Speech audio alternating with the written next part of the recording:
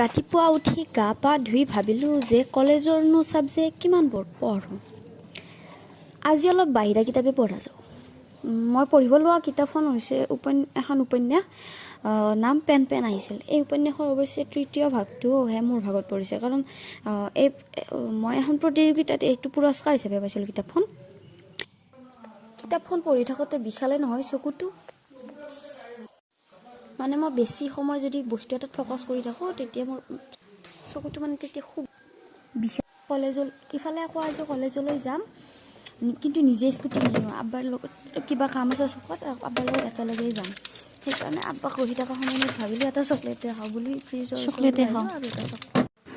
আব্বা অহাৰ পিছত আব্বাক মই ড্ৰাইভাৰ কৰি আকৌ পিছফালে মালিকৰ অনুভৱ এটা লৈ গৈ আছোঁ।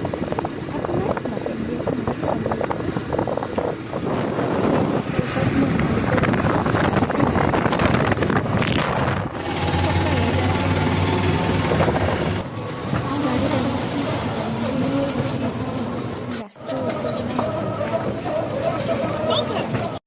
কলেজত আছে আজি আকৌ ৰংগোলী কম্পিটিশ্যন। অংশগ্ৰহণ কৰাৰতো হিম্মত নাই, বেলেগৰ চাই সন্তুষ্টি লাভ কৰি আছোঁ দেই। আৰু ৰংগোলী আঁকিব নাজানিলোঁ, এইজনীক কিন্তু ভালদৰে ৰঙিন কৰিলোঁ।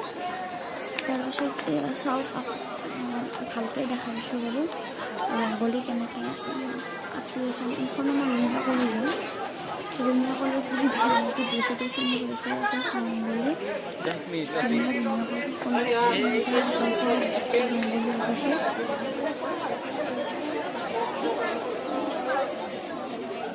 নিজে যিহেতু প্ৰতিযোগিতাত অংশগ্ৰহণ কৰাৰ সাহস নাই, গতিকে এইবুলি আৰু নাছিল ঘৰলৈ গুচি আহিলোঁ।